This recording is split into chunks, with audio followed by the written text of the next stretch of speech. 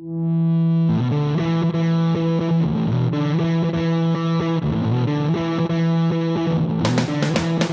and gentlemen, boys and girls, welcome to the Tatami Talk. My name is Juan. This is my going part of Anthony. It's a judo podcast for judo players by two judo players. So, Anthony, how you doing? Super sore. Been practicing almost every day between BJJ and judo. So my knee is not used to that, going back to the pre-pandemic and pre-surgery levels of training, but I'm getting there. That's just got to take it nice and slow, which is relevant to the topic we're going to talk about today, right? So, yeah, our last topic that we're going to talk about is about preventative injuries in judo, or how to deal with them, I would say, in grappling aspects of fighting. Because I know myself also, like I started going back to catch wrestling also. So it's like, man, my neck, my back's all sore again. I have to roll my body every day. I'm doing that. I'd use this Tylenol rub for my muscles. Tylenol rub? Yeah, it's like Tiger Balm. It's like Ben Gay. It's like all these things. But we bought this Tylenol stuff a long time ago, and it's worked for me. So I just buy it. Okay, we'll give that a try. Even though I use my own thing. Yeah, you use Tiger Balm, don't you? I use a CBD cream, and also use the Muay Thai liniment. You know, the ones that you rub on your shins. Yeah. I forgot. Yeah. You do jiu-jitsu. Of course you use a CBD cream. My bad. I forgot. My bad. All right. But before we start the episode, we just want to let people know that the Zoom has been having some weird delay issues. So we apologize if we're like talking over each other and there's a weird pause in between. But yeah. We're trying to be cool about this, but it's hard to know who's not talking. Yep. I just remember there was a previous episode where one of the feedback we got was like, I don't like how Juan's talking over Anthony all the time. I'm just like, it's not intentional, I swear. Like, nah, that's true. I don't want to hear what Anthony has to say. Nah, this is. What'd you say? What? Huh? What? No. So, as some people may or may not know, the Olympics is coming about from right now when we're doing this, is 3 weeks away. So it's going to be the Tokyo Games. So with it being in Tokyo, a big thing for us as judo players that we're going to do judo in Japan. So it's going to be judo in his home country, where it came from, home team advantage. So it's going to be a Japan full roster. It's going to be crazy. And with that, I want to talk a little bit about the history of judo in the Olympics and talk about other grappling arts and other striking martial arts getting into the Olympics. So, Anthony, are you ready for a little history lesson right now? Yeah, I'm ready. All right. So the first time judo was in the Olympics was in the 1964 Tokyo Games, of course. And that one's really interesting because when they put judo in the Olympics the first time, it was all men. Sorry, it was all men. It was 4 weight classes. And everybody thought that, okay, judo's a cool sport, but it's not an international sport. You know, it's an Asian sport. It's a Japanese sport. And it was looking that way because the first 3 weight classes were, of course, won by all Japanese men till it got to the last day, which was their open weight tournament. And that's when a man by the name of Anton Giesing, a really famous guy, look him up. He's the reason why we have blue judo gis also. And it's actually a funny story because our sensei Philippe trained with him and saw him wear a blue judo gi for the first time. I was like, oh, what's that? I've never seen Sensei Philippe in a blue gi though. So. Yeah, that's one thing about our instructor. He's never wore a blue gi. I know, like I said before, I know 3 people in my judo life, 4 actually in my judo life, that I've never seen wear blue gi at all, and will probably never wear a blue gi. You okay, Anthony? You fall down? I was adjusting my chair because my back was like, the posture was bad. Okay, so like I was saying, so the very first Olympics, the first 3 weight classes were won by Japanese. The last weight class was won by Anton Giesing, which made it open to the world. And when he did that, it kind of opened the world's eyes. It's like, oh my God, this sport is not just an Asian sport. It's not just a Japanese sport. Other people are doing it, and it built a popularity. And there's a thing, and I've read other places and seen other podcasts and people talk about it, that if Anton Giesing didn't win that gold medal, judo might not be as popular as today, and it might not still be Olympics as it is today. Yeah, I also think it lit a fire underneath the Japanese judokas to change their ways of training and approach to teaching and stuff, because they're like, these guys, like, it's more physical than you thought, right? Because let's not lie, let's not beat around the bush. There's got to be strength matters. Everyone knows that. Yeah. So it's not fully just all technique. So they changed their approach to it totally. Yeah. There's a funny joke of strength doesn't matter, but it doesn't hurt. It's an old saying. Yep.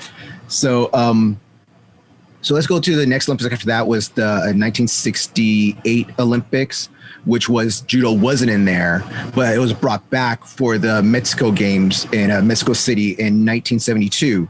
And in that one, we had 6 weight classes. And it was in that tournament, that's when it kind of opened up to more people because it was 3 Japanese winners and 3 European winners, which again, opened more eyes. And again, sorry, it was all men. The sad thing is that we didn't get women in the judo to compete in judo in the Olympics until 1988. Like I was like, every time when I was doing the research and looking, I was like, okay, all right, another all men's, another all men's, another all men's. 1988, I was like, wow. I was like, in my lifetime, it's crazy to think about it. Yeah. Do you know about the history of women in judo Olympics? And No, like, women judo competition? No, go ahead, Anthony. So Talk about it. There's an American by the name of Rena Glickman. That's her maiden name, I think, but she ended up marrying a Japanese guy, so her name is Rena Kanakogi. And women weren't allowed to compete in judo back then, and she cut her hair and dressed up as a man and competed in a New York City YMCA judo tournament and beat all the men and won. But then they found out she's a woman and took away her prize, which is like, you think about it, it's kind of ridiculous nowadays, but I'm sure back then they came up with some weird explanation. How dare you? I'm not gonna. Everyone. Yeah, I'm not gonna go into the whole history behind it, but look up Rusty. Her nickname was Rusty Kanakogi. She is the woman pioneer for judo, and she's probably credited for bringing women to the Olympic Games. And she was invited as the first. I think she was invited. Someone may correct me. She was invited as the first woman to train with the men at the Kodokan. So yeah, great story. Look it up. For those who don't know, yeah. I remember hearing a few years ago, like maybe 4 years. I remember when Kayla Harris won her first gold medal. I remember reading somewhere that they started talking about her again. They talked about Rusty and that they're going to make a movie about her. So they're trying to make a movie about her. And nothing really came of it, but it'd be interesting to see if someone made a movie of it. I know she has a book. Her daughter, I think, wrote a book. And also, I don't know if you remember, one of the girls that trained at our dojo was a writer, Leanne. So when it's at a tournament, I told her the story about Rusty, and she's like, "Wow, that's so amazing! Like, somebody should do a movie about it. Maybe I'll write a movie about it. So maybe we'll see it someday." Yeah, it'd be really cool to see. So it was in 1988 in the Seoul Olympics. That's when the women got the provisionaries to have their own tournament. And when they do a provisionaries, it means that you're not an official recognized sport. It means that you're kind of you're allowed to do a tournament at the same time in the Olympics, so they can watch you run a tournament, see how you guys do things, see if you're at the same caliber of what the Olympics want. And it wasn't until 1992 at the Barcelona Games that female judo Olympians were allowed to compete fully. It was just like the men. And that's how it is now. We have men and women's judo in the Olympics. It's been that way ever since. We've never been kicked out ever since. So it's been like that forever, and hopefully we'll be like that forever.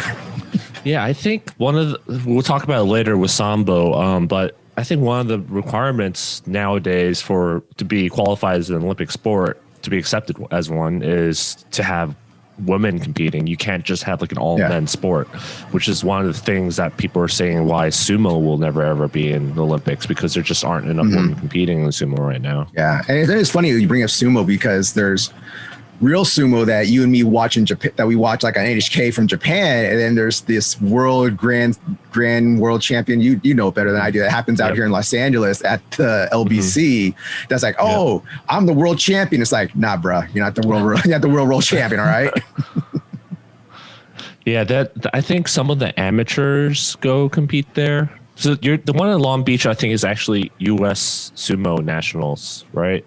And they also hold world sumo championships around the world, and that is amateur. And actually, some of the champions from the World Sumo Championships they have weight classes there, actually end up going to what they call big sumo, all sumo, like big sumo tournament. That's the professional, the one that we see in Japan with no weight classes. Yeah. But back to the Olympics. Sumo. Get out of here. We might talk a little bit about sumo later also, talk about preventative injuries also. There's a lot I don't want to be a downer right now, but there's some crazy stuff that happens, some sad things. But let's continue talking about martial arts in the Olympics. So the reason we start talking about this, because again, judo's an Olympic sport. It's always been an Olympic sport, and that's why we're regulated the way we are, is because we are an Olympic sport. What the IOC says goes to the IGF, which comes down to us. So that's why everything comes down the ladder and we have to follow. So we're very regulated that way. And I know a lot of people were upset at the last Olympics at Rio, because I know Brazilian Jiu-Jitsu was trying to get into the Olympics. And people was like, oh, get Brazilian Jiu-Jitsu in there. It's going to happen in Brazil. And that's actually one way that a lot of countries get their sports into the Olympics, is that when you're a host country, you can do, I don't know, it's like you get to nominate sports or guest sport or something, but they get to suggest what they want in there. And that's how Taekwondo got put in. We'll talk about that in a little bit too.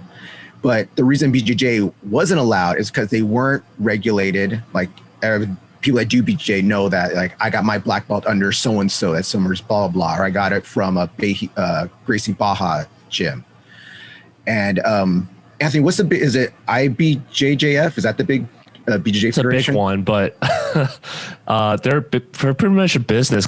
Some people would argue that they aren't actually a federation, like a federation, like a non-biased federation. I think Gracie Baja owns them, like the owners own them, and there's some controversy about their rules and stuff like that. But they are trying to be in the Olympics. That I know for sure. It just needs to get more, like we talked about before. We're gonna talk about later. Is that more regulation of, like how we have in judo? Like we go to the IOC, IGF trickles down to everybody. What the IGF, International Judo Federation, says goes to all of judo. Okay, like there are spin-offs of people that want to do freestyle judo or traditional judo or other types of stuff. There's that, but everybody, if you want to compete in the Olympics, we have to go to the IOC's regulations, which is the IGF, and that's where we all come through. So, and the other reason why BJJ didn't get into the Olympics, other than just not being organized in a federation, is that this is what, and we're talking about this stuff later with karate also, is that the IOC said it is too similar to wrestling and judo. They said it looks like judo and they're doing moves just like wrestling. So we already have those two sports in here. I'm talking about freestyle wrestling, not Greco. Basically just judo. Yeah, basically just judo. It's like it looks just like judo. It looks just like judo newaza. There's no big difference. There's not a huge difference in it. And I know some people might argue, well, there's Greco wrestling, freestyle wrestling. Freestyle and Greco are totally different. Freestyle is about like double legs, taking people down and getting a pin, where Greco is about getting big throws, only using your upper body for the most part. Okay, like they're actually really different. So that's why BJJ wasn't put in the Olympics in Rio. They can still try. And just keep on applying, because it's going to become a big sport, and it might. And with some of the other sports we're going to talk about, there's some light at the end of the tunnel. And before we move on, again, we're going to talk about it later, but I think one of the requirements being Olympics is it has to be practiced all over the world by many countries. And BJJ is definitely growing, but right now I think like it's still kind of an expensive sport that only like English speaking countries and Western countries have like huge popularity in it, like America, Australia, those kind of places. But the IOC has been actively going to third world countries and like starting judo programs and stuff like that. I don't see BJJ getting that kind of status for at least another like 5 to 10 years. So unless something magically happens, the growth explodes all over the world. And it's a lot of people who are in America think like BJJ is more popular than judo, but that's only true in America. But outside of America, judo is hugely more popular than BJJ, including in Brazil. Yeah. So it's very much it's a first world sport, if you want to put it that way. Like it's like first world problems. It's a first world sport because it's more of an expensive sport. It's done for profit, where a lot of judo dojos are non-profit. You know, we barely pay our bills and get by, and we try because we love the sport. So those are the grappling arts in the Olympics. And a little side thing right here about wrestling. And I was doing some of my research. When I was trying to look up for grappling arts and stuff, people talk about, what about wrestling? Like they're a grappling martial art, they're a martial arts. Like, yeah, wrestling was actually in the very first, when they restarted the Olympics in 1896, when they did the first rehashed Olympics. And it wasn't freestyle, it was Greco. Greco was the first wrestling style that they did. Yeah, it was first Greco. And then at the third Olympics, that's when they brought in freestyle. So I'm assuming that it was at the time when wrestling was switching from catch wrestling to what we know now as freestyle, folk, and Greco, that's when they were trying to get the rules straight, what people are doing, how they wrestle each other. So it wasn't until the third Olympics that you actually got freestyle. The first one was Greco style. So they're throwing each other with suplexes and head and arms and all that the very first Olympics. They were doing that. They were doing some sort of wrestling in ancient Greece too. Oh yeah, of course. The old school of Olympics. Yeah. Like real wrestling. So that's grappling in the Olympics. And so we want to talk about like some of the other martial arts in the Olympics. So let's talk about Taekwondo, the striking arts, the second striking martial art to be put in the Olympics. And that was, everyone knows, was brought in during the Seoul Olympics in 1980. Was the first one boxing? Well, no, the very first one was boxing. I'm saying the second one. Yeah, okay. I'm asking what the first one was. Yeah. The very first one was boxing. And that was brought in at the third Olympics. I think that was one of my research in 1904. So yeah, that had to be the third Olympics also. And that's when boxing was brought in. And then the next Olympics after that, boxing was taken out. And then Olympics after that, it was brought back in again. And it's been in ever since then. And people know boxing, you know, they have the big headgears, they have those big gloves on, they have the white fronts, because that's the only part you're allowed to hit with. You have to wear your little tank top thing, little vest, and your little shorts, and you box. Okay. So that was the first martial art, the striking martial art to get put in the Olympics. The second one was Taekwondo. And that was a big thing because people don't think of boxing as a martial art, even though it is a martial art. People don't think of it that way. They think of martial art, think of kicking and spin kicks and feet in the air. So so it'd be technically like, so the wrestling would be 1, boxing would be 2, judo would be 3. So that means Taekwondo number 4 then, right? Yeah. I guess, yeah. Yeah, so Taekwondo would be the 4th. I mean, this is before we talk about stuff that we have no idea about, like fencing. Like fencing, those are what I call weapon martial arts. There's a difference. There's hand-to-hand martial arts. There's hand-to-hand martial arts, and there's weapon martial arts. All right. And I think fencing, when I was doing my research, fencing was in the very first Olympics as well. So really, yeah, wow. Of course, fencing was in the very first Olympics. People were doing duels and stuff, taking off gloves and slapping people in the face. You know, let's go, ta ta ta ta. You know, let me give him a rapier right here. Let's go at it. So go back to the thing. Taekwondo was put in the Olympics, and the first Taekwondo, I believe, I didn't write it down, but I believe it was men and women Taekwondo. There wasn't a separation of like only men competing yet, because this is back in the 80s. All right. Like we're having women doing judo. We have women doing Taekwondo also. And Taekwondo was actually funny too, because it was put into the Seoul Olympics, taken out for Atlanta, and then put back in afterwards. So it's been in after that. And this is a weird thing I noticed. It seems to be a pattern, right? It seems to be a pattern that I've noticed when I was doing my research. Like they'll put it in, see how it does, take it out, see if there's a backlash, and then put it back in. Like, all right, here, out. So you get Taekwondo in the Olympics, all right, which is kind of cool.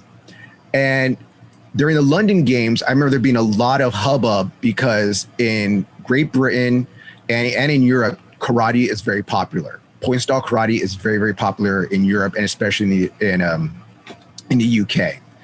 So I remember reading things about how the UK was trying to get point style karate into the London Games. And at that time, they're doing all these things. They thought they were going to get put in there.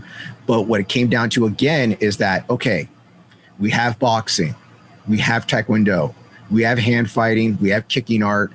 Karate is too similar. It looks too similar to Taekwondo. We're not going to put it in there. But that's what got the ball rolling to get it into right now, the Tokyo Games.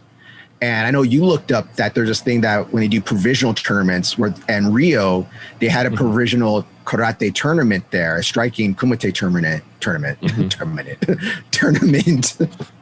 to see how does it run, how are they doing this? What does it look like? Okay, does it have this feel of the Olympics to it? I guess it did well enough that right now we're gonna have taekwondo, we're gonna have karate in the Olympics officially for the first time in the Tokyo Games this year. And the crazy thing to me is that it's not just striking kumite karate; it is also kata.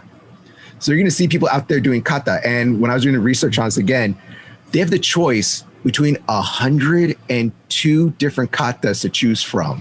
Yeah, there's just so many different karate styles, and like they each have their own styles of kata. Like I think Sanshin is the most basic karate kata, and every style has their own version of Sanshin. Mm-hmm. So it's just like amazing. Well, this weird thing is because all the karate styles, katas pretty much look the same, you know?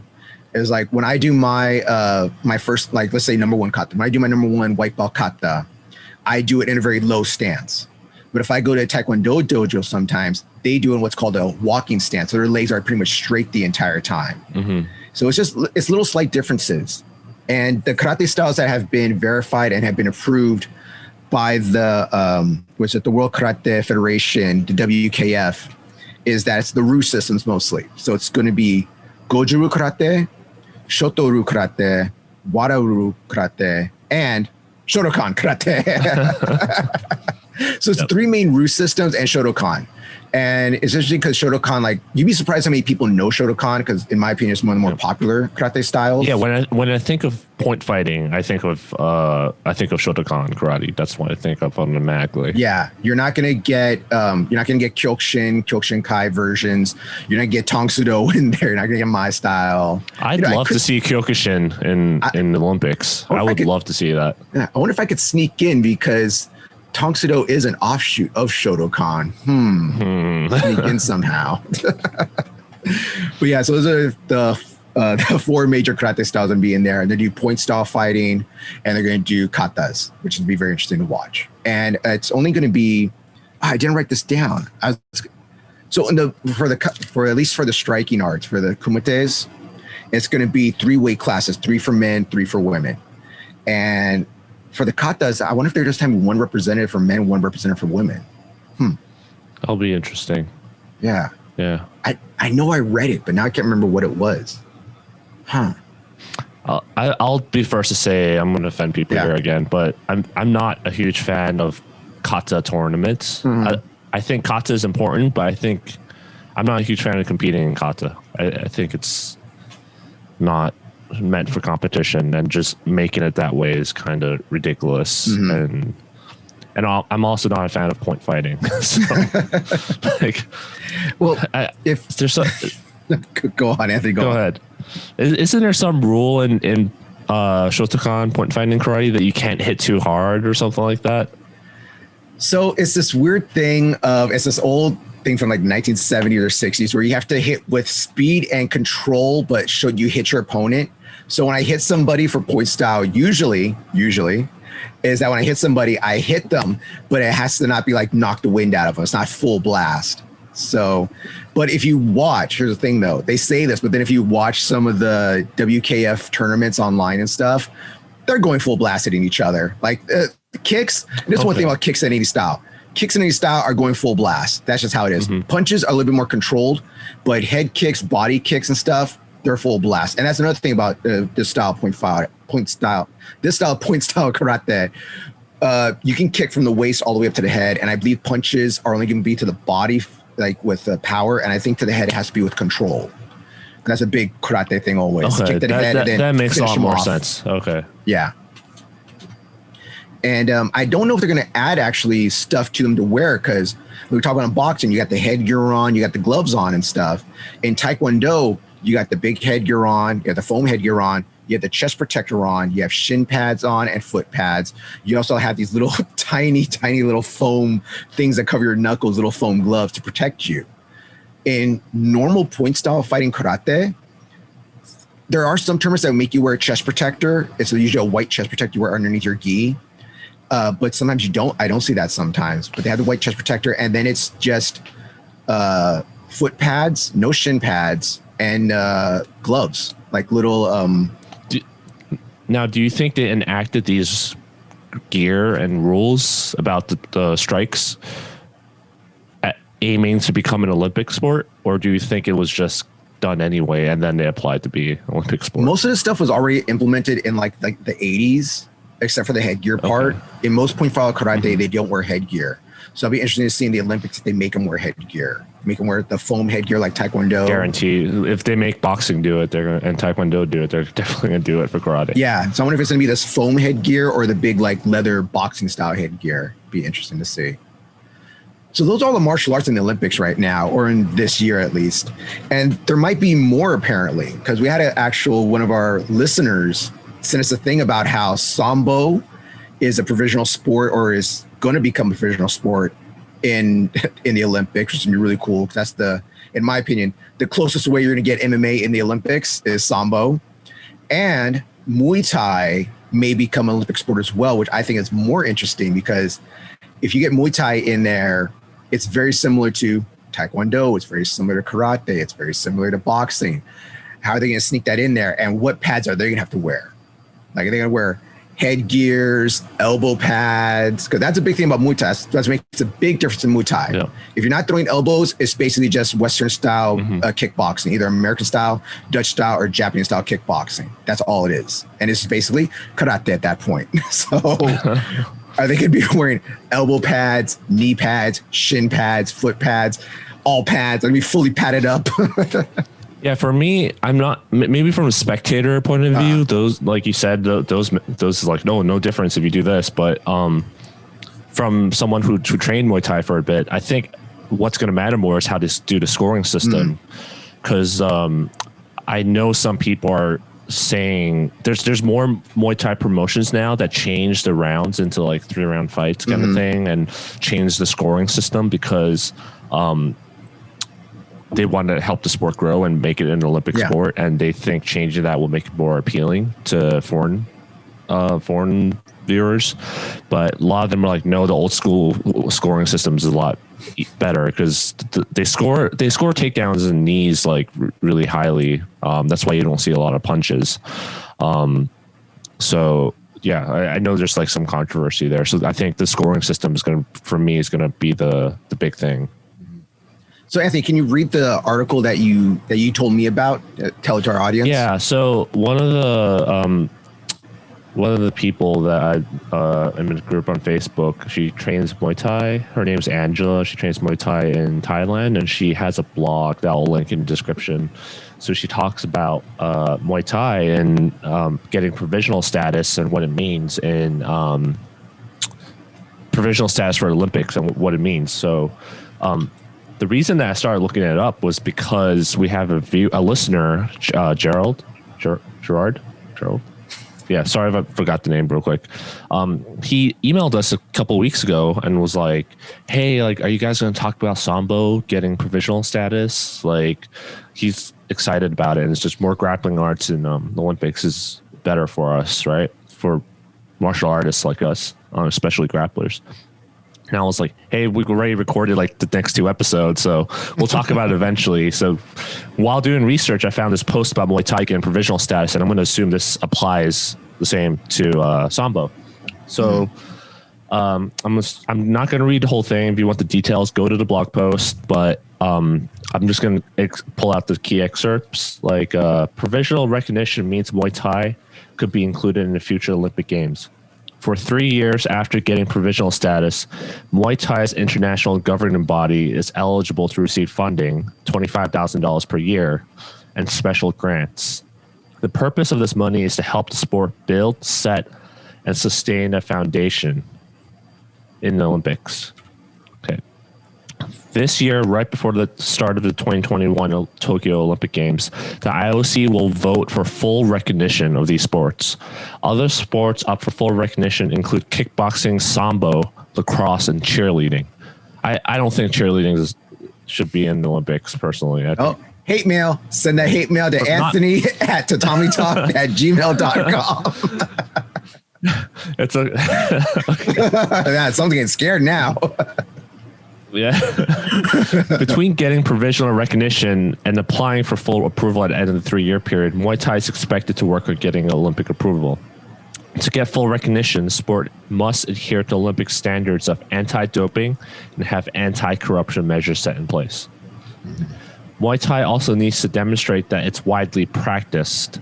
The cutoff is by populations of men in 75 countries and by women in 40 countries on 3 continents. If Muay Thai does get full recognition, it does not guarantee the sport in the next Olympic Games. To be in the Summer Games, there needs to be a minimum of 50 affiliated national federations for the Winter and for Winter Games 25. These national federations need to span at least 3 continents. The earliest Muay Thai could be fully recognized and seen in the Olympic Games is by 2024. That's the Paris Games. The Paris Games. So that's the key information I think were important. And as you mentioned there's 3 martial arts actually that are up for it. So it was Sambo, kickboxing, and Muay Thai. Yep. Yeah. They already got provisional, so they're up for full recognition. So I think they vote after they vote at the next meeting, kind of thing. Who's going to get it? And I think we were talking about karate. Karate, if I remember correctly, they narrowly lost to golf and what was the other thing? Golf and something else, some other sport. Was it like narrowly beach lost. volleyball or something? I don't remember what it was, but yeah. So I think it was interesting because they're saying, oh, you need to have like anti-corruption and anti-doping measures in place. And anyone who trains BJJ can tell you BJJ is not there in terms of those two Again, things. hate mail at Tatami Talk at Gmail towards Anthony. And he's a BJJ guy also. He's the BJJ one. Yep. I'm the judo and catch guy. No, but it'd be cool to get I think most people who train BJJ don't. I'm thinking most people don't want to see BJJ in Olympics because they look at what it did to judo and they're like, we don't want to be like judo. Like, yeah, it gets stuff taken out. Oh, you guys look too similar to this. Take this out. Oh, you guys can't do this move anymore. You guys can't do that move anymore. Yeah, but it'd be cool to get 2 more striking martial arts in there. Like I said before. Okay, so you get kickboxing and Muay Thai in there. Okay, so kickboxing, very popular sport. Muay Thai, very popular sport. But it gets to me again when you get into the ring, because there'll be kickboxing rings, of course, which are very similar to boxing rings. What pads are they going to make them wear? You know, like in judo, we wear knee braces and elbow pads and stuff. We can wear whatever we want underneath our gi as long as it's not showing.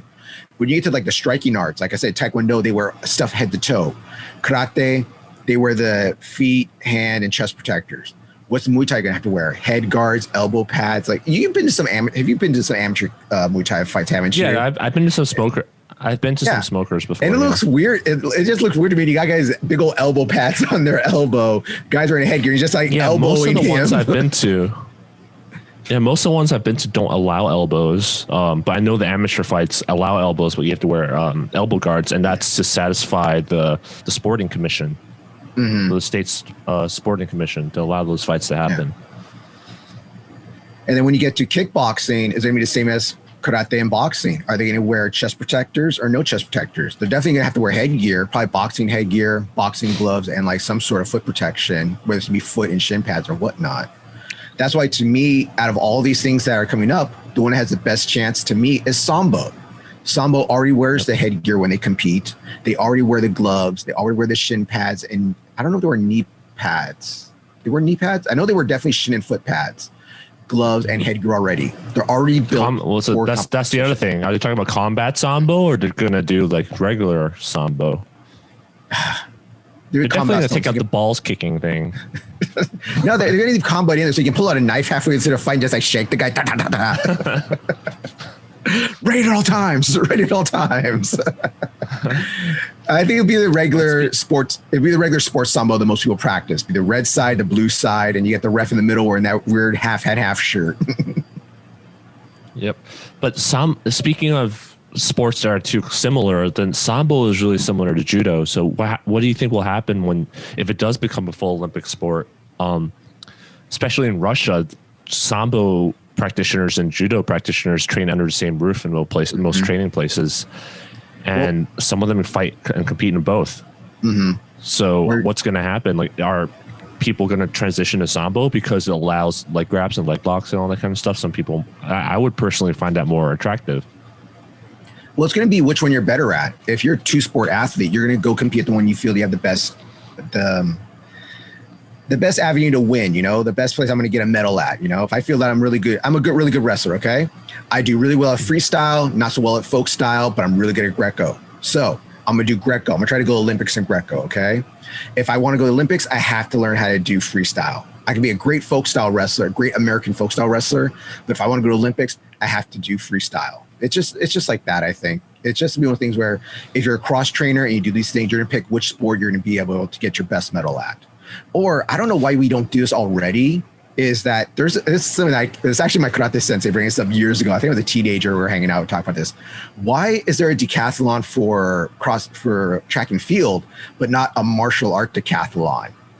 You do wrestling, you do Greco, you do Judo, you do Taekwondo, you do boxing, and whoever does the best out of those 5 events, because there's 5 events already, they're the ultimate martial arts. They're the decathlon winner of martial arts. That's crazy talk. We'll have to. How's that crazy talk? Local, because we had to start a local federation for that first. And there isn't just someone crazy enough to sign up for that. Doing individual sports. You're doing individual martial arts sports, and we want to make it more crazy. We had the weapon martial arts too. So you got shooting, fencing. You might as well get MMA into.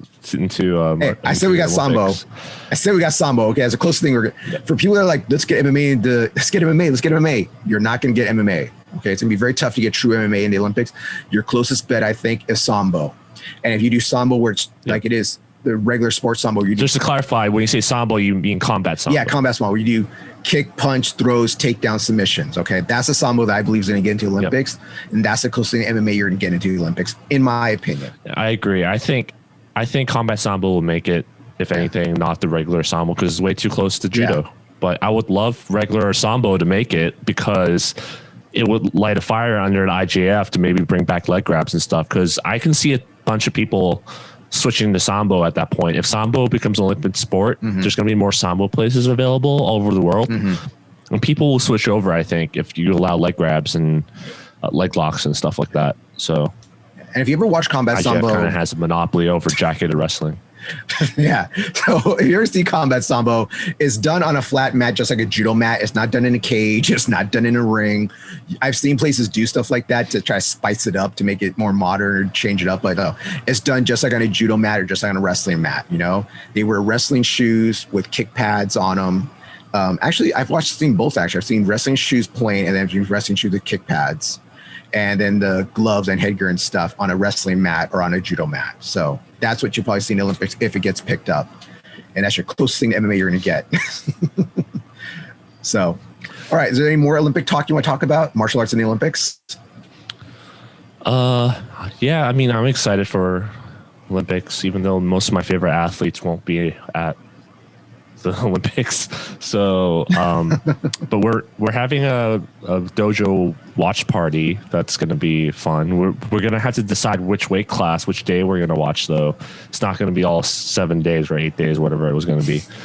So, we're going to get up at 2 a.m. every day and watch the Olympics live at the dojo.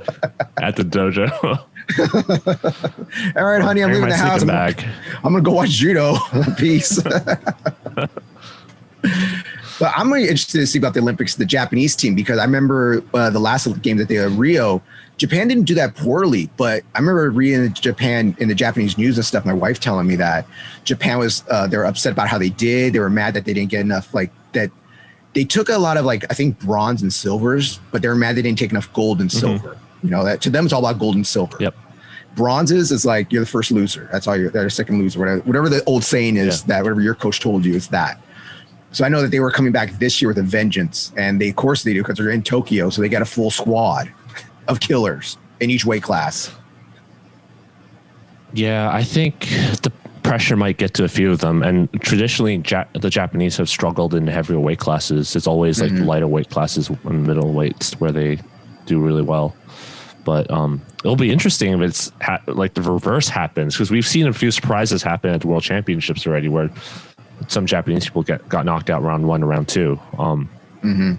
But as usual, I'm more of a fan of watching the female fight, just because there's more newaza involved, and there's less strength involved and they're more technical. I know Sensei Philippe totally disagrees with me about that. He's like, men has plenty of techniques, but as to me, it's just like a lot of strength.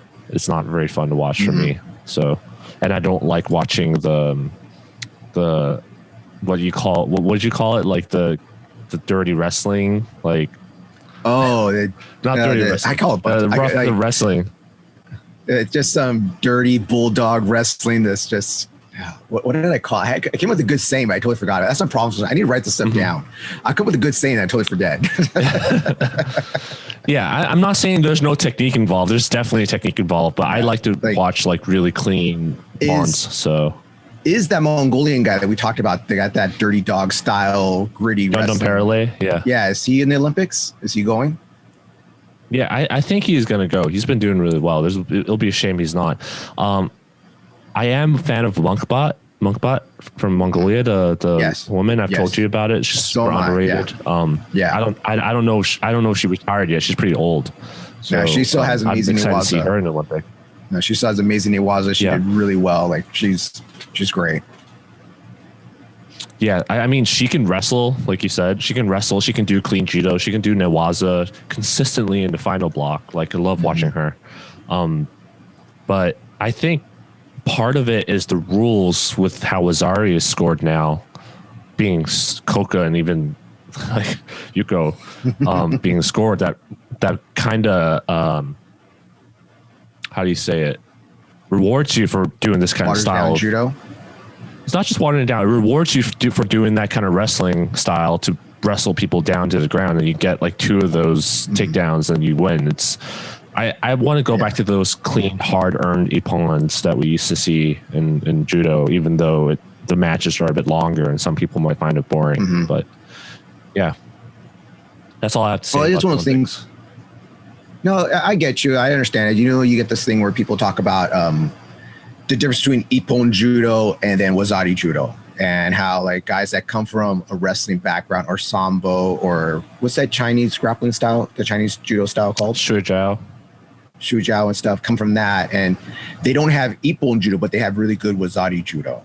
And right now with the whole thing of that, the reason we changed Yukos into Wazaris because they're so similar. It's like, not really, because not all Yukos are made the same, So technically I can do 2 ugly Yuko throws or takedowns, drag downs, whatever I do, and get Ippon for that. It's nuts if you think about it. And we should Some of them aren't even Yukos, they're Kokas. Yeah, it's Kokas. Oh God, you're bringing even more old school stuff right there, Koka. And for people that don't know what a Koka is, if you're a more modern day person, Koka was basically just an attack. Koka was just, if you just attacked and got them to the ground, you get a Koka. And it was like less than an advantage. It was just a really weird thing that even me, I really never understood it, but I never understood it. It is. So I wrestled him down and I took him down. He didn't go on his back. He's on his belly side, whatever. That's going to count as this little half-quarter decimal point of an advantage. Yeah, I think that only comes into play when both your Yukos and Wazaris are tied. Then you look at the Kokas. That's what my understanding is. I might be wrong, but it's yeah. Yeah, I used to make terrible jokes about that, but I call that, is it a Coca-Cola? All right. So that's I think that's enough about Olympic talk. All right, about the Olympics. Our Olympic talk episodes are always consistently has the least views. Just saying. Oh, it makes me sad now. You hurt me inside. All right, now we're going from very happy, fun topic to a very sad, angry, pisses me off topic about judo. So, Anthony, can you take this part? What? Why are you pushing it on me? Okay.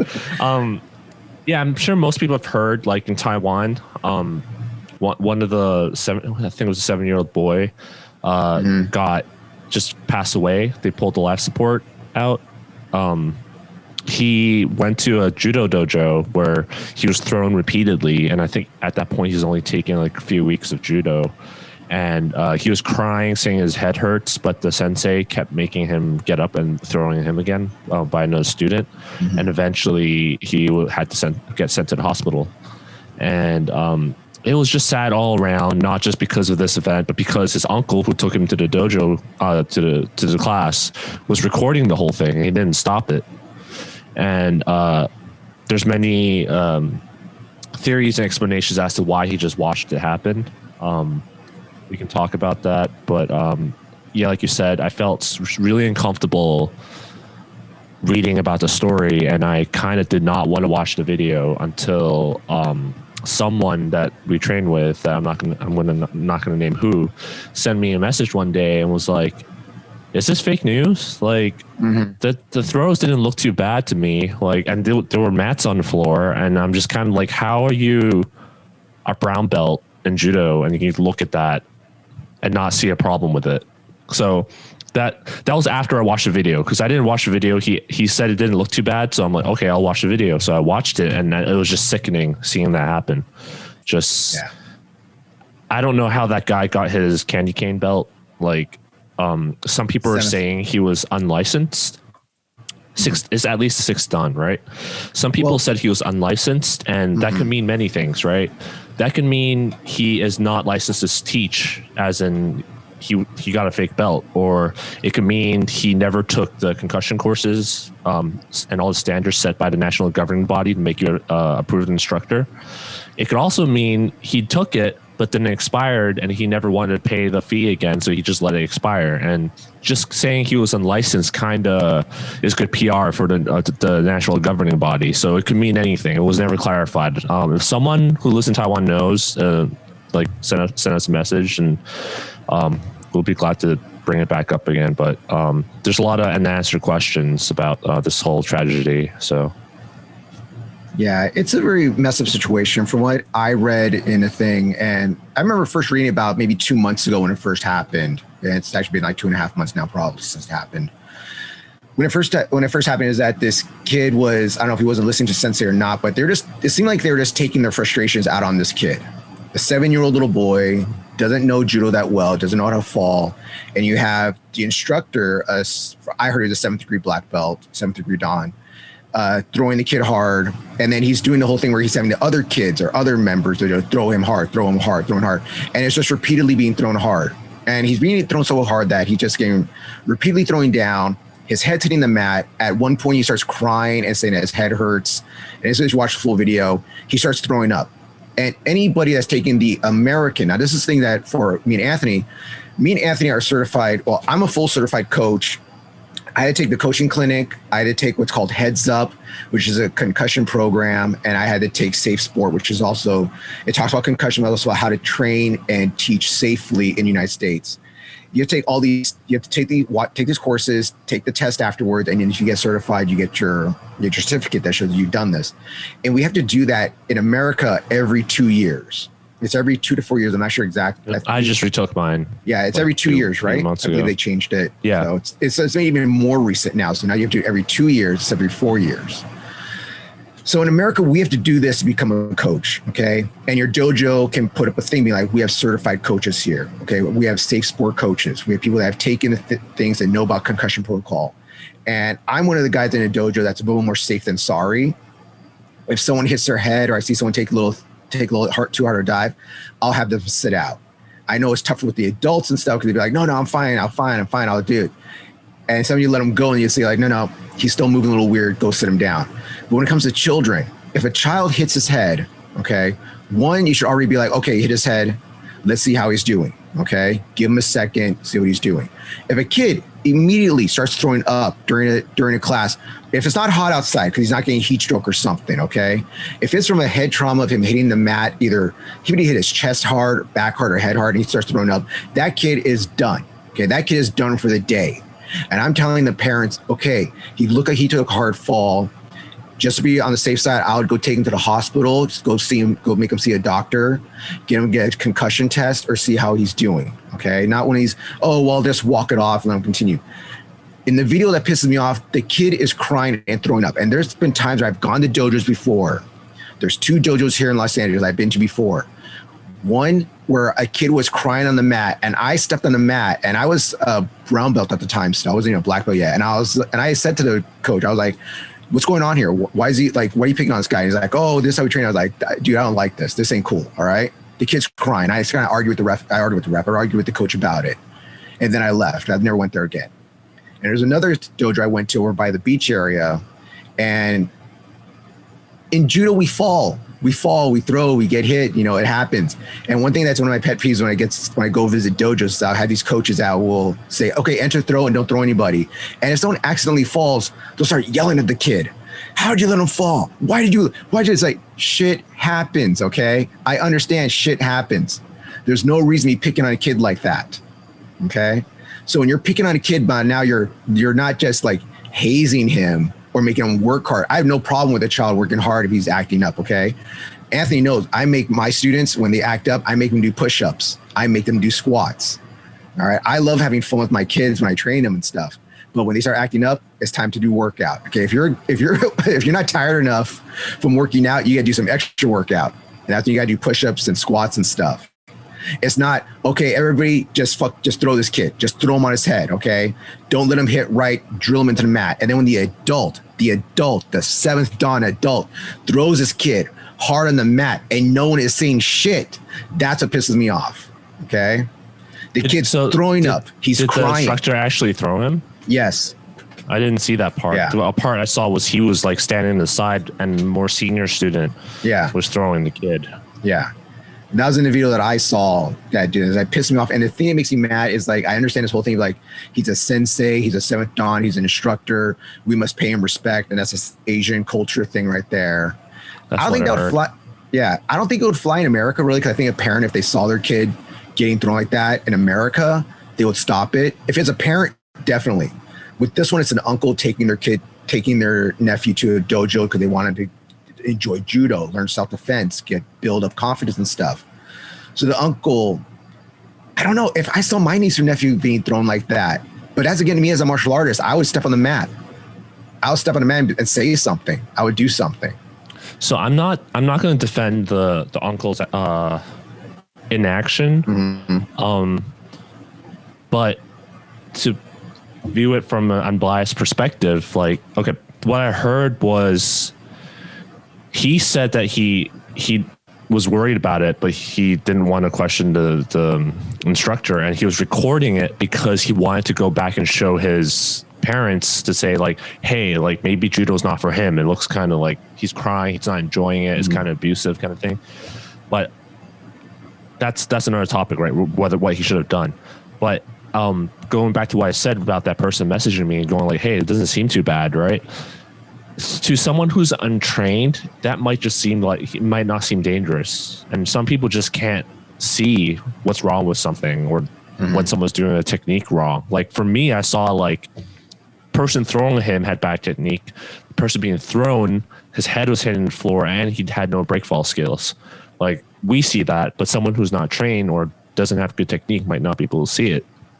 So that's my explanation of what could have happened from the uncle's perspective. Like he probably just saw it as him not having fun and not necessarily it being a dangerous thing. That could be one explanation. Like the kids crying, that's one thing. Okay, like kids cry sometimes, they hurt themselves, and it's the old thing I get from my old wrestling coaches: is it an owie or is it an injury? If it's an owie, you can keep practicing. If it's an injury, you're done for the day. All right. If it's an injury, you're done for the day, and you're going to the hospital. All right. Yeah, I'm not going to say who again, but there's a kid in our one of our classes in the past. Like, we took him to a tournament, and he took a pretty hard fall. It wasn't that hard, but he said he hit his head, and he like said he was seeing stars. Personally, I know he was faking it. 100%, I know he was faking it, but I didn't want to take any chances. I was just like, okay, let's go see the medic. And the medic's like checking. He's like, oh yeah, seems like he has a concussion. And then I was like, okay, no judo for you for 2 weeks. Yeah. Even though I knew he was faking it, that's what like we always want to play it safe. Yeah, when it comes, never want to take chances, right? When it comes to kids, you have to be safe than sorry, and I have no problem being safe than sorry. If a kid, and this is the thing that makes me mad the most, one of the things that makes me mad the most, when the kid throws up. When the kid's crying, my head hurts, and the kid throws up, you know it's concussion. And that's the thing from us being in America. We're in the United States of America. These are our things that we have to do to become coaches to make sure that our members are safe, for our adult members and our youth members, that we are safe. Now in Taiwan, I don't know what regulations, what classes, what they have to do to open up a dojo. And as they keep on saying in the article, oh, he was uncertified or unlicensed. What does that mean out there? What does an unlicensed dojo or sensei mean? Like in half the article, if you read, well, one of the articles that I read, it was like that he was a 7th-degree black belt that wanted to teach judo to people for, I don't think he was charging people if they were doing for free or really cheap or whatnot, but wanted to teach judo. And I get that being. I heard after the incident happened, he wasn't teaching there anymore. Like he was gone, but the dojo was still opening. So the question was, why is this dojo still teaching people? How did he let that instructor in the first place teaching these kids in this way? Like, so I think something should be looked into. And as far as I know, the focus has been entirely focusing on the uncle and the instructor, but not many people are talking about what about the dojo, what was their involvement in this, and also the national governing body. How did they let this happen? So no, I get that, because I've seen that before back when I was a brown belt and stuff, where we would have a visiting instructor that's a candy cane, he's a 6th or 7th dan, or he's like, oh, this guy's a 5th-degree black belt, he's coming to visit. And they get to do whatever they want for the most part, they get to do whatever they want. They're like, that seems a little dangerous, that seems a little weird, or I really don't think he should be working with that person. In my head, I'm thinking that, but because I'm only a brown belt, I can't say nothing. But now that I'm a black belt and I'm a 3rd-degree black belt, oh, don't worry, Juan's talk shit all the time to people. If I see a candy cane or someone come in that's an old guy, it's like, oh, I'm a ruler roost, I'm going to do this and do that. Like, sorry, sir, no, that don't fly no here no more, all right? Philippe don't allow that. I don't allow that, And I think what happened maybe there is that because he is a 7th dan, that's a high rank in judo. That's a very high rank to have in judo, especially if you can still do judo and you're a 7th dan. It's like, wow, we have a 7th dan here. He must know something. He must be good at this. Well, many people don't realize one of the ways of getting to the high dan ranks is just timing grade and contributions, like refereeing or like just politics in general, right? So it doesn't necessarily guarantee that you're a good instructor, but that's also true for just good competitors in general. Doesn't mean you're a good instructor. And like you mentioned, it's kind of rooted in the Asian culture to respect your elders and having like a status and hierarchy thing. Being Asian, I was brought up to respect my elders no matter what kind of assholes they are. Like, I don't want to get too much into it, but yeah, there's plenty of people that in my that are elder to me in my family that they say some of the dumbest shit I've ever seen, and I don't talk back. That's how I was raised. Like I wouldn't call them out, but I didn't want to start any conflict, because if I talk back, that just means like people will look at me in negative light, right? So I just walk away. But that was kind of brought into the judo being a Asian martial art at the root level. I think that kind of hierarchy system got brought over into the belt system, and that's kind of why I don't like the belt system. No, I get you, Anthony, when you say stuff like that. I get it. But it's just one of those things, like, as an adult, as a person, if you see something like that happening, you shouldn't be scared to say that it's wrong, or like, I'm gonna pull my kid out, or I don't like this. Like, I know my sister put my nephew in Taekwondo, and my nephew, it's like funny. It's like he didn't disrespect the Taekwondo instructor. It's just he would always refer to him as my friend. Oh, my friend. It's my friend. I didn't see his little kid, just this 4-year-old little kid. Again, he's 4 years old, so he's the how that 4-year-old doing Taekwondo, which you should be minimum 5 to do martial arts. There shouldn't be nothing too young, in my opinion. But I also want to. Yeah. Oh, let me finish your thought. It's funny because my sister took him out of Taekwondo because she felt that the instructor, because he's getting annoyed by my nephew, is kind of picking on him too much. So she took him out. That's the thing where a parent sees that I don't like how this dojo is treating my child. I don't like this. I don't feel right doing it, whether he's being mean or not. Like I'm not there, so I can't see it. She took him out. She didn't feel comfortable with it, so she took him out. So with the uncle and these other parents, I assume that were there watching this, no one said anything. And that's what okay, he's crying, maybe he's soft, he can't take it. Okay, he's trying to do some tough love. Once the kid starts throwing up because he hit his head, he starts throwing up, game over. There is nothing after that. It is done. All right. There is no more throwing. He is done. He is going to the hospital right now. That's not how you should do training anyway. Hard training is not done that way. And that was a huge problem in Japan. If you look at the injury statistics, Japan's judo injuries and death is like way higher than other countries. Even other big judo countries like France have like no injuries and deaths. Well, not no, but like just very low. Judo is supposedly one of the safest sports you can put your kids into. Safer than soccer, safer than basketball, all that kind of sports. You get more concussions and stuff than judo. And but Japan, for some reason, has an abnormally high rate. And part of it was all the hazing and the hard training that goes on. Mm-hmm. And that's why the previous head of the Japan Judo Federation had to step down, and why they brought in some new people, including Yamashita and Inoue, to clean house. And they kind of fixed the problem at the national level, but at the small local dojo level, that's still kind of a problem, the hazing and all that kind of stuff. So that's not how it should be done. But part of what I was going to say earlier was I kind of blame it on the huge emphasis on competition in judo. Mm-hmm. All these people they wouldn't be training like that if they didn't want to produce big competitors. And so some of these listeners, maybe you go on Reddit, there were a few posts posted recently of people sharing their kids competing at the junior nationals and nationals. Mm-hmm. And you see kids doing dangerous throws, and you just see heads bouncing off the floor, and you see even in not even competition, in training, they're teaching them like drop seoi, and just overall ukemi, the level of ukemi for those kids is just not there to take those falls.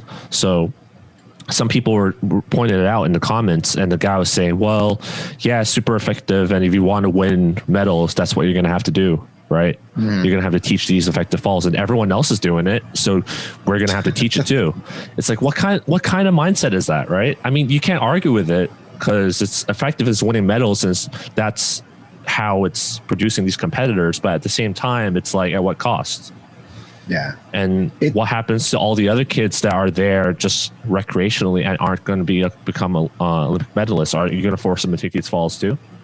So I know there's two sides to everything, and I think there's a better solution than to just teaching kids these dangerous falls and throws before they're ready for it. Yeah. So it was a bad situation. It should never happen in the first place. You know, the kids should have been taught better. This dojo should have had maybe whatever their license is for that country, for a licensed coach to be coaching there only. Or if they are going to have this coach come and visit as a guest or something, another sensei there that's supervised and it's not scared to be like, hey, we need to stop, you know? That's why it's always good to have two senseis teaching at the same time. That way there's two eyes watching everybody and one can check the other. You know, it's like, that's too hard, this is too crazy, whatever it is. But overall, it's just a very sad situation. I heard about it 2 months ago. The kid was on life support for 2 months. And about a week ago, the family decided to take him off life support and he passed away. And as Anthony said before, I know the sensei himself is being charged with murder. I don't know, like what, a second degree murder or something like that. The uncle, I didn't hear about the uncle being charged, but Anthony, maybe you heard something. I didn't hear anything. But about I do know either. that he's being charged with this because he should be. He allowed this to happen, you know? And if people are picking on the uncle, I feel bad for him because he already lost his nephew. And again, in Asian culture, sometimes it's like, what am I supposed to do? Should I stop? And if this ever happens at a dojo you're nearby or a dojo you're visiting or seeing, like, don't be scared to say something, all right? Don't be scared to be the asshole. It shouldn't happen in the first place. You have anything left to say, Anthony? No, I think it goes on to, or do we have time? Yeah, we still have time for our next topic. We have time for one more topic, a little bit nicer one. So we had an Instagram question from one of our listeners about how to prevent injuries in judo. And the truthful answer is you can't. You can't prevent injuries. They're going to happen, all right? Shit happens in judo. No. So there's a long and short of it. My thing is, I always tell people when they ask me about injuries, like how to prevent injuries, is just be a good partner, you know, don't fight the throws, and know when to stop. If you do those two things, you most likely won't get hurt and nothing really seriously bad is going to happen to you, okay? So what I mean by being a good partner is that when someone tries to throw you for judo, it is supposed to be mutual benefit. You practice, I practice. Anthony throws me, I throw Anthony. I'm not drilling Anthony into the mat, okay? I'm doing the little throw and tuck to lift him up a little bit that I know white belts have a hard time with and some competitors have a hard time with too. But when you're being a good partner, you let your partner throw you and you throw them nicely. All right. Like I know we sometimes talk about competition practice and stuff. And like at our dojo, we have a competition mat, like a big crash pad we use for big hard throws. But if I'm throwing matches on a normal, no, it's not Matt, my roommate, talking about throwing Anthony, I'm not throwing Anthony with all my might, drilling him into the mat. Okay. I'm throwing him with control. And when Anthony is being thrown by me, he's not stonewalling me. He's not dropping his weight. He's not making it hard for me. He's allowing me to throw him. And when I do that, he can ukemi properly. So it's about, in my opinion, one of the main things about being a good partner prevents so many injuries. Because when you don't be a good partner, that's when you're going to hurt your back, okay? Or they're going to throw you really hard and they're going to drill you into the mat. And if you don't know how to ukemi properly, you're going to hit your head. And that's another thing right there about learning ukemis properly that we're talking about. If you learn how to fall properly, forward ukemi, back ukemi, side ukemis, you're not going to hurt yourself because you're going to know how to fall properly. And I understand it's be scary for some people when you first start doing throws and start being thrown by people. It's like, oh, I'm being thrown from a height. This is weird. It's like, but if you know your ukemis, you know how to roll your body into it, slap the mat, dissipate all your weight, so you're hitting everything at the same time pretty much, you're going to be fine for the most part. All right. I'm not going to lie to people. You're still going to get hurt. You're going to get bumps and bruises, but your body's going to build toughness to this. Anthony, what do you think about stuff like that? Yeah, I'm not going to go too much into Ukemi since we talked about it in our talk about the beginner's judo class. So if you want to hear more stuff in depth about how important Ukemi is and how actually, I guarantee you, if you're listening to this and you haven't been training judo for like 20 years or something, your Ukemi is probably not good enough. Like it's not there. There's still always something you can do to improve it. Even for me, like I think my Ukemi is pretty good. I feel like I learned it the hard way, but well, kata would. I wish I knew. If people don't know, Anthony's training his kata right now. So hopefully by Christmas time he'll be a black belt. We get a shodan. So he's having to relearn his ukemi for kata now. He's like, oh man, that throw. Oh shit, my back. Yep. I will tell you that the two biggest thing that helped my ukemi the most and realized how lacking it was. One was being the partner for one of the guys getting his black belt a few years ago. Like I was just like, holy crap, I can't even take these like prearranged falls. Like I'm just like, how the hell am I gonna take like 100 of these? Because he just has to practice over and over again.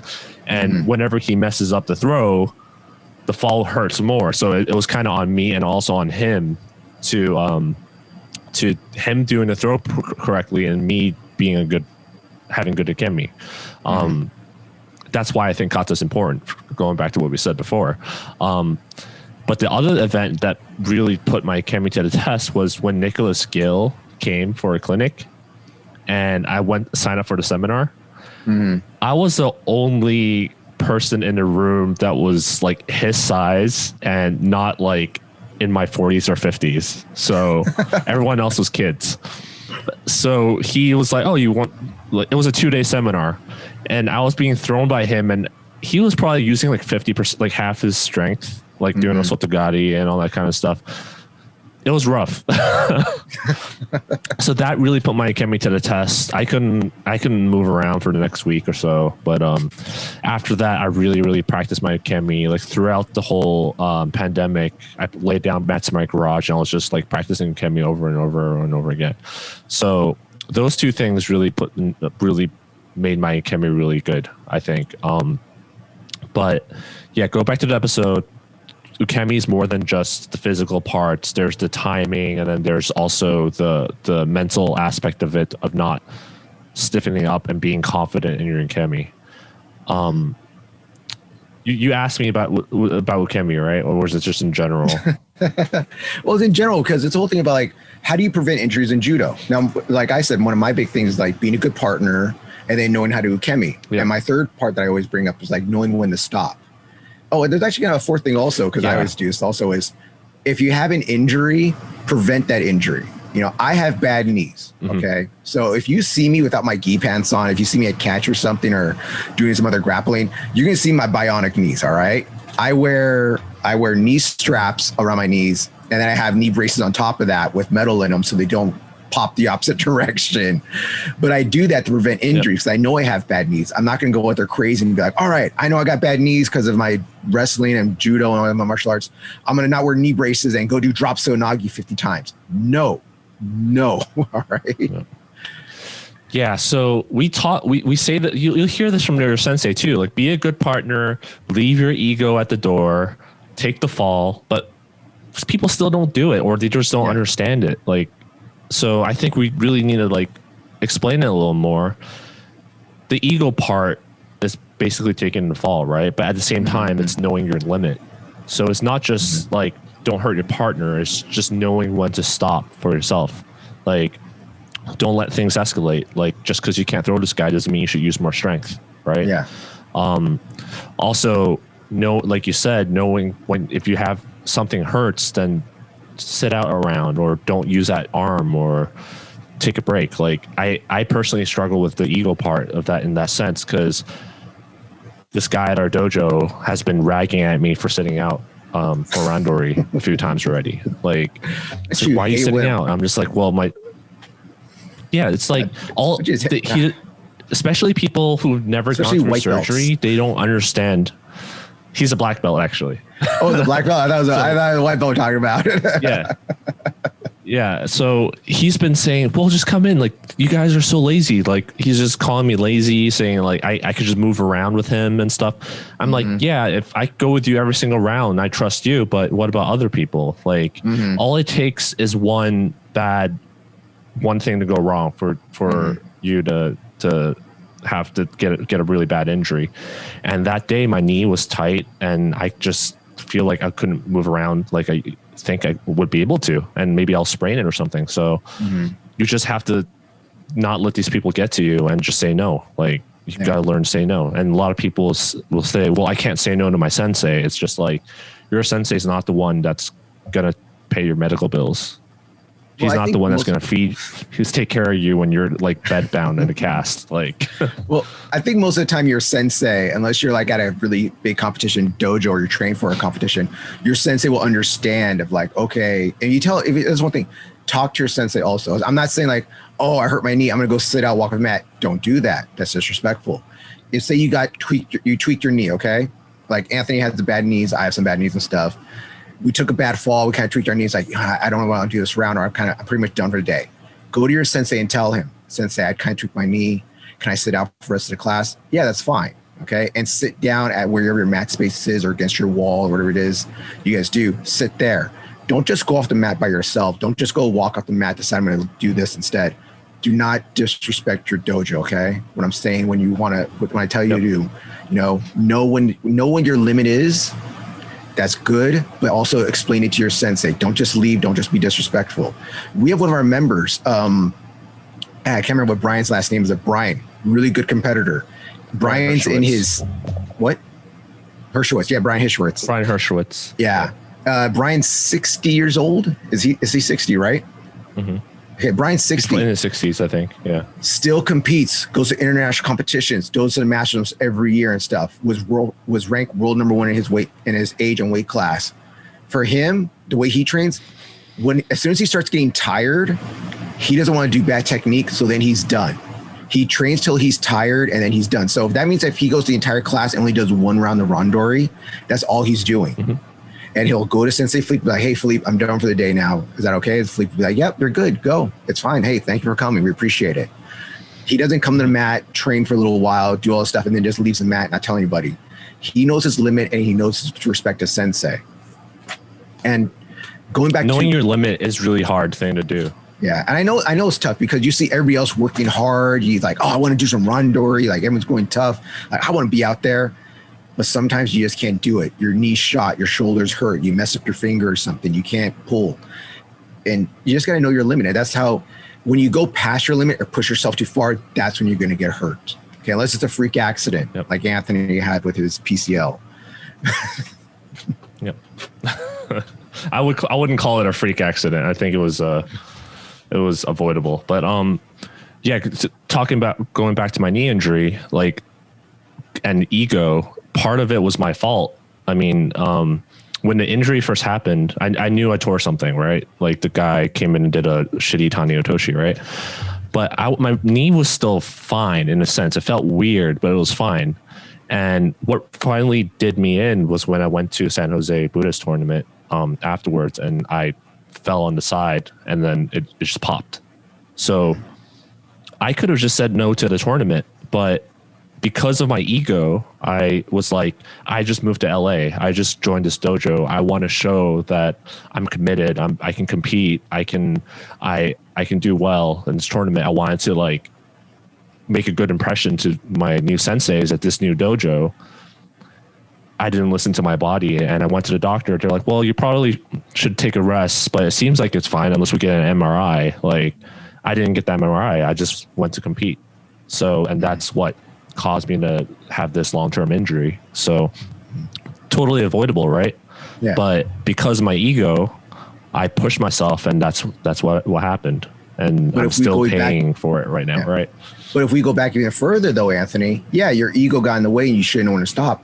But if your partner at the dojo didn't do a bad Tani Otoshi to you that we tell people not to do unless they know how to do it properly, unless they're taught it. And here's one thing. I always tell people don't do it unless it's taught to you, and I don't teach it to nobody. So that's why I don't want no one doing it, even though I do it. I'm a bad person. If they didn't do that to you, okay, if they weren't a good partner for you, this would never happen. That's if true. you're a good partner, it wouldn't happen. So don't hurt your partners. Yeah. Other than the obvious stuff that we kind of talked about already, I also like to divide it into things that you can control and things that you can't control. Right. So things that you can control, you can do knee prehab, like strengthening your knees. Like I think my knee injury, my surgeon told me is super uncommon, that particular type of injury. Usually when that injury happens to the PCL, you'll tear something else along with it. And there usually is some bone fracture that goes along with it. But he said for some reason, only my PCL was torn. My ACL, MCL, everything else is fine. And I credit that to my Muay Thai training. My old kickboxing gym in Austin Kickboxing Academy, great place, by the way. If you live in Austin, go train with them. They conditioned my thighs and knees like crazy with these crazy conditioning programs. I throw up in class regularly. And I think how strong my legs were at the time prevented more injury from happening to my knee. So I think prehab is super important. So being flexible is important. Those are all things that you have control over. You can control your strength. You can control your technique, how much how you focus on technique more than strength. So those are all things you can have control over. What you don't have control over is your training partner. I mean, I can talk to them to say like, hey, like, can you be like less strength? Can you do this? But some people just don't listen. Like some people I've trained with, like they don't listen. So I just don't go with them. Right. Even when Sensei Philippe says, hey, Anthony, go with this guy. I'll be like, no, I'm not going with that. No, thank you. Right. Nope. No, thank you. So again, back to the ego and things that you have control over. Right. So just knowing your limit, work on good technique, pick your training partners carefully. And to go a little bit beyond that, we said to say no, but at the same time, don't take advantage of your sensei's kindness and just like being lazy, like we said, right? It's easy to get into a funk and just go like, oh, my knee, maybe I'll just like sit out because sensei knows I have a bad knee, right? So maybe I'm a little tired. Let me just blame it on my knee. What is this? And what is this saying? Fatigue makes cowards of all of us. Yeah. Yeah. So also, if you're a healthy guy, don't sit out, because sometimes people who are legitimately injured hates being bunched up together with those lazy guys in the corner that are talking and not training. So they like push themselves to be separate from that group, and then they get hurt. Right. So there's so many cultural aspects to injury that I think the dojo culture should set that will prevent injuries from happening. Now, those are all good things you can do, in my opinion, to try to prevent injury.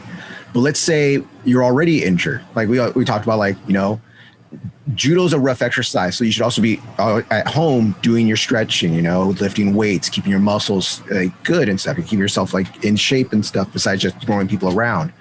Because if you do lose that muscles and then you try to do force throws, you're going to hurt yourself. You're going to pull something. You're going to tear something.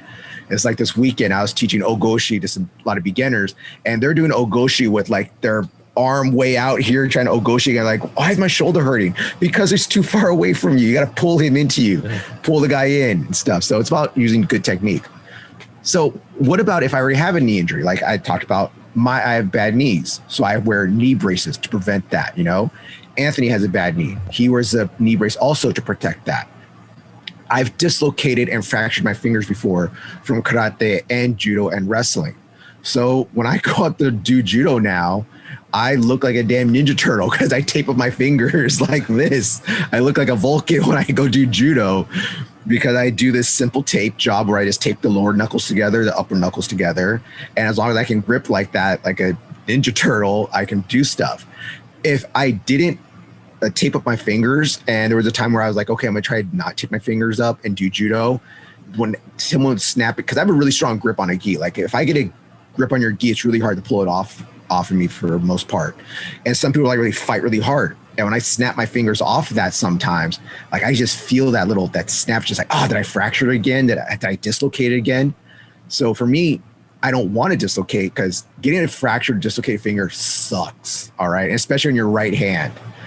It's like, yep. I dislocated my middle finger one time, and I was still doing judo with this. I was doing like Ippon with the cat with the little splint on it. Yep.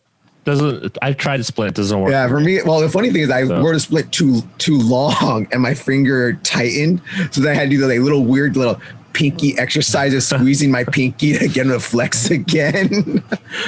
But it's like, I know that's there. I know it's going to happen. So what do? I tape my fingers. It's actually a really funny thing. It's like, so I love watching Jimmy Pedro videos. Jimmy Pedro hasn't competed like really hard in years, in decades.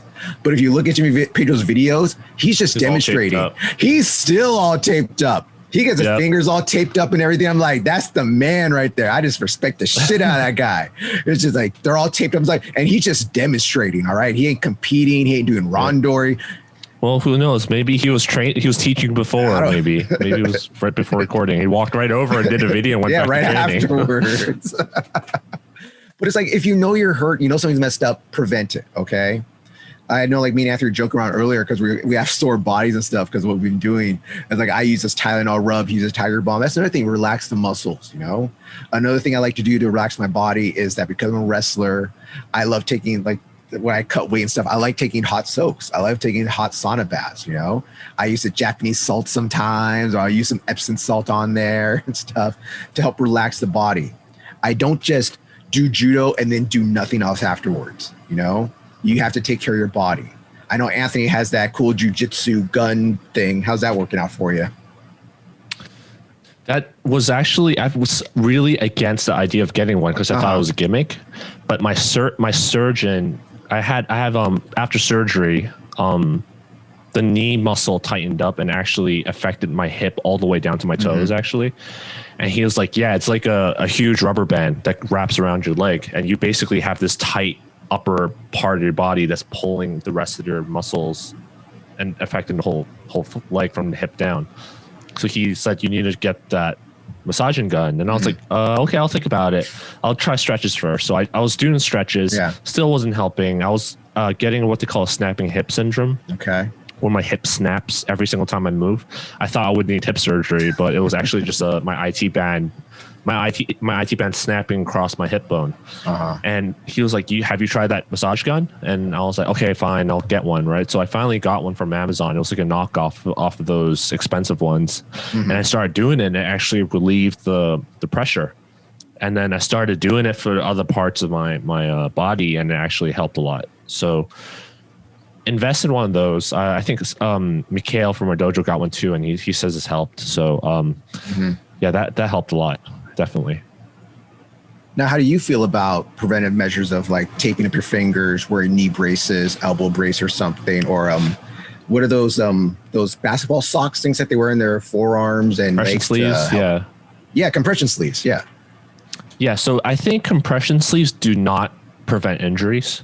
I mean, it's kind of obvious. I think it's kind of it tightens your muscles together to give you, or it relieves soreness. So I actually wear that when I go on walks for my dog. Some days the weather kind of affects my knee. So on days where it's sore, I put on the compression sleeves and the soreness kind of goes away, and I go walk my dog. And the walking actually helps relieve the soreness. Before you talk about preventive injury, but you also said what happens if you already have an injury, right? So the important thing is knowing when to get professional advice. Like obviously the knee, shoulder, those joints are really complicated. So you should probably go see a physical therapist or a doctor to help them give you exercises. And my physical therapist gave me a bunch of exercises that I could do at home, and that actually helped a lot.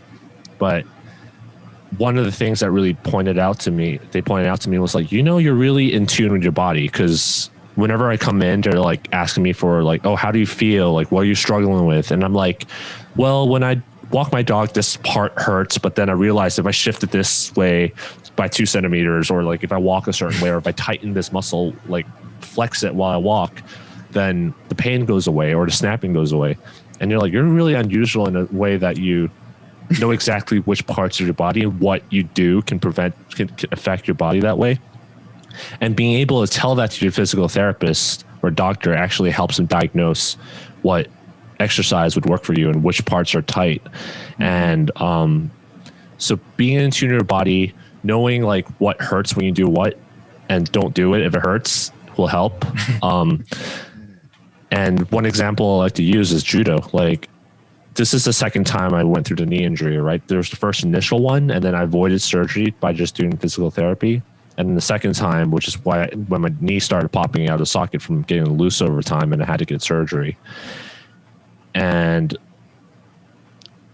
every single time when it came back, I was doing the stretches, and it was helping a little bit, but it wasn't helping a lot. But when it came back to judo and I started doing the warm-ups, I go back and I feel immediately looser. So you want to go back to doing regular activities, but without rushing it. So going back to what we say, knowing your limits, right? Yeah. So I started with just doing warm-ups, then I went to our weight area and lifting weights. Then a couple of weeks later, I started doing stretches and maybe moving uchikomis, and then went back to doing weights at the corner. Then I started doing throws and going back to the weights. And now, like it's been 3 months since we reopened. Yeah, about that, I just started doing randori again like a week and a half ago, right? I started doing randori a week and a half ago, and I still haven't gone back to our competition level randori training on Saturdays. But I'm thinking if next week I feel good enough, my knee, then I'll go back into it. So it's knowing my limit, because I was going to do that this week, yesterday. And then last minute, I was like, my knee's not feeling right. I'm just going to sit out. And that's when the guy I'm talking about was giving me shit for it. Okay. And I was like, you know what? Maybe next week, I said. Maybe next, not today. And then knowing your limit, if it's running that you like to do, start with a light jog. That's what I did. Like, I started jogging, and then, oh man, it's starting to hurt. So I stopped. And then I took my dog and I went back home, turned around, went back home. Then the next week I was able to run for a mile, and then it got sore again. So I went back home. So knowing how to gradually find your limit, and then backing off a little bit when you hit that slight indication that that's where your limit is really important, I think. And talking to the surgeon, they're like, yeah, a lot of people with knee injuries get a second knee injury. It's not because the knee is compromised. It's actually because they go back to judo and whatever sooner than they think they were ready for it. They go back too soon. Yeah, you hear that all the time. A lot of people, they'll get surgery and they're like, okay, it's good enough. All right, I'm going to go back to randori straight away. And then pop, and then like, okay, now you need a second surgery. And that's where you get the myth of like, once you get a surgery, you're more vulnerable to once you start, you can't stop. And actually, in some ways, the leg that I got surgery on feels more stable and stronger than the knee that I don't have surgery on. It's funny, maybe because of the metal plates in there, but it's just the range of motion and the soreness is what's holding it back. and I know I kind of went on a little long explanation there, but for me, again, knowing your limit, don't be stationary. Just like move, just get moving, do something. Mm-hmm. Once you feel pain or soreness, then stop. Mm-hmm. Yeah. Well, there's one last thing I just thought of when we're talking about this, and I was talking about like once you have an injury, wear stuff. I get this from white belts all the time. It's about, oh, can I wear knee pads? Can I wear knee braces? Can I wear? It's like, yeah, if you're not injured or nothing, and you don't want to hurt your knees and stuff, you don't have to go bare kneed. You can wear a knee pad underneath your gi. You can wear an elbow pad underneath your gi if you want to as well. And that's a thing in judo, actually, in competition. I can wear whatever I want underneath my gi as long as it can't be seen. So I can wear a soft knee brace or a knee pad, no problem. I can wear an elbow brace or elbow pad on my elbows, no problem. Or like those compression sleeves, as long as it doesn't come past my gi and stuff. But at practice, if you want to wear that stuff to prevent stuff or you feel like more secure with that, that's fine. That's no problem. Your sensei, instructor, coach, whatever you have, should not have a problem with that. And no one, trust me, everyone is wearing sort of pads or braces underneath their stuff once you get older. Right? Every black belt I know wears something underneath their gi. Yeah, I don't wear knee pads for judo because I don't really do any drop throws. But I think if you do drop knee throws, you should get knee pads. It's not good for you. I wouldn't recommend people doing drop knee throws anyway. I kind of hate drop knee throws. But for BJJ, I'm on my knees all the time. I definitely wear knee pads for BJJ, even though it's harder to pass guard, get past someone's guard with it. I just wear it just because my knees feel like crap after training if I don't wear them. So yeah, just speaking of knees, like. There's a guy on YouTube that kind of went viral. He's called a knees over toe guy. Have you ever heard of him? I've never heard of knees over toe. He was featured on Joe Rogan. He wasn't on Joe Rogan, but Joe Rogan talked about his video. So look it up. He has these like he call it bulletproof knees, but basically he does a program that strengthens his knees a lot, and he can do these crazy things. And someone in my BJJ club told me about it when I told him I had knee surgery. And I've been doing his programs a little bit, and it actually helped a lot. So recommend people check that out. Yeah, knees over toes guy. Knee over toe guy. All right, knees over toes, knee over toes. All right, sounds interesting. All right, Anthony, is there anything else you want to talk about? Anything else you want to talk about preventative or after hurting yourself? I guess we talk about the creams, the stuff that we use. You talked about Tiger Balm. You talked about my Muay Thai liniment. No, we talked about that already. I think that's pretty much it. Yeah. Is there anything else? Is there anything else you use? Let's see. I use this Tylenol rub. I also take a lot of ibuprofen and some Tylenol. I guess we did talk about that. Yeah. Just don't take any painkillers or ibuprofen or all that kind of stuff before practice, because then it would mask your injury, so you won't feel the pain, and then that's when you like. Yeah. It's like the old football players back in like the 80s and early 90s. They'll get the cortisone shot in their knees before a game, and then after a game they find their knees blown out or something. You're like, oh no. Yeah. Yeah, but that suck. I also know we talked about picking partners, but sometimes if you're trying to get to a certain competitive level, you just can't pick your partner. So injuries is just part of the game. So. All right. Yeah. All right. So I think that's pretty much it then. All right. So Anthony, like last episode, you said that you wanted to try doing the outro. So yeah, let me try. Today's the day, Anthony. Okay. I'm gonna I've had a great episode today. Hope you guys learned some stuff from it, and hopefully you guys follow us again. All right. So Anthony, take it away. Don't forget to like, follow, and subscribe, and hit the notification icon if you're on YouTube. And I didn't practice this, by the way, so I'm ad-libbing this. It's cool. Follow us on Instagram at the GR81. At the GR8_Juan, and me at Anthony Throws. And also follow us on Instagram at Tatami Talk. And if you have any questions, you can email us at tatamitalk@gmail.com. I think that went pretty well. Yeah, not bad. It's good for your first try. All right. All right, everybody. Hope you guys have a good week. Catch you up next time. All right.